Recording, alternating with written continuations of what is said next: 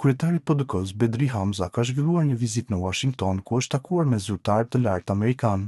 mes tyre Charles McLaughlin, ndihmës i posaçëm i presidentit Donald Trump, si dhe Mark Fleming nga Departamenti i Shtetit. Hamza bori të ditur se në këto takime është diskutuar për zhvillimet politike dhe ekonomike në vend, si edhe për domosdoshmërinë që institucionet e Kosovës ta kenë prioritet forcimin e raporteve strategjike me Shtetet e Bashkuara të Amerikës. Ndaj kësaj vizite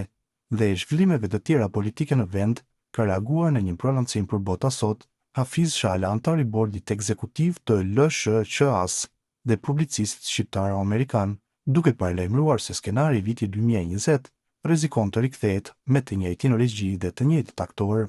Në komentin e tij, Shala ngre shqetësimin se lëvizjet e opozitës, vizita diplomatike dhe veprimet e listës serbo-shqipfolse mund të jenë pjesë e një përpjekje të koordinuar për t'i pamundsuar kryeministrit Albin Kurti një mandat të ri,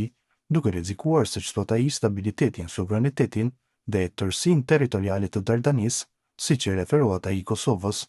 Ngjashëm me vitin 2020, kur ai që ishte ndërmjetësues për marrëdhëniet dhe marrëveshjet Serbi-Dardani, duke tentuar që njëherësh të krijojë raporte në marrëdhëniet ekonomike, duke filluar nga krijimi i lidhjeve përmes transportit ajror, hekurudhor dhe rrugor, për të vazhduar atë kryesor korrigjimin ndarjen e veriut sipas planit të dhënë paraprakisht nga ish-presidenti Hashim Thaçi.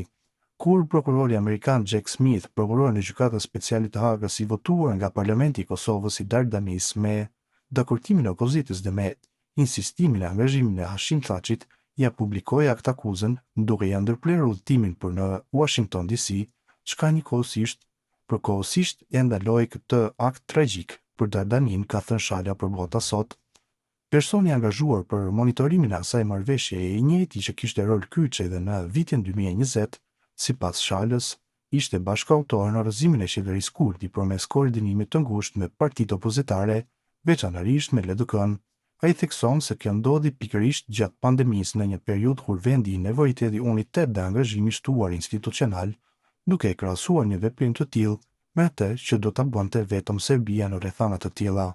Pavarësisht kësaj, Shala thekson se Kurti u rikthye më i fuqishëm me votën e qytetarëve dhe për herë të parë në historinë e Dardanisë e përfundoi mandatin e plotë qeverisës, duke e frenuar ndikimin e Serbisë në çështjet e brendshme të vendit.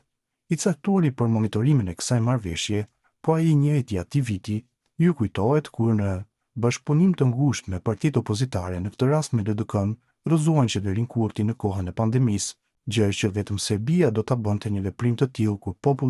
popullit i duhej angazhim shtetëror e qeveritar për të përballur me këtë pandemi të rrezikshme për njerëzimin. Kurti u kthye shumë më i fuqishëm me votën e popullit, i cili për herë të parë në historinë dardane e përfundoi me sukses mandatin e plot, duke bllokuar Serbinë nëpara zgjedhje në punët e brendshme të shtetit sovran, gjë që tani po i hakmerret me fatalitet Vučićit, duke u përballur me presionin e popullit serb përmes demonstratave studentore e qytetare, ndërsa ato nuk janë në favor të Dardanisë, përveç akuzave të tjera politike, edhe ajo për korrupsion familjar e klanor. Dhe e reja se Vučić, si antarje të ashtu quajturës snajperistë turistik rreth vrasjeve misterioze të qytetarëve musliman bosnjak, në cilësinë e antarit besnik të partisë Çetnike të Vojislav Šešelit, kriminalit të gjykuar në Hag për krime lufte.